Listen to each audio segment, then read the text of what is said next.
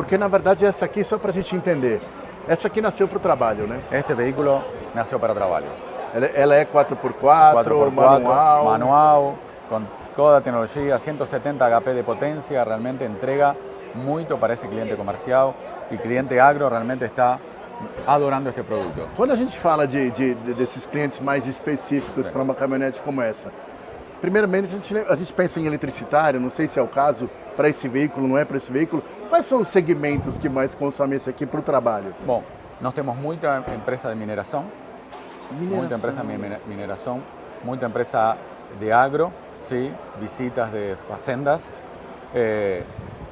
polícia, muito governo, polícia, estamos vendendo muitas no Brasil todo, veículos de polícia, sim, mas principalmente agro e mineração. Perfeito. E para agro é para trabalho pesado mesmo, né? Trabalhar em fazenda. Este veículo realmente para uso intensivo mesmo.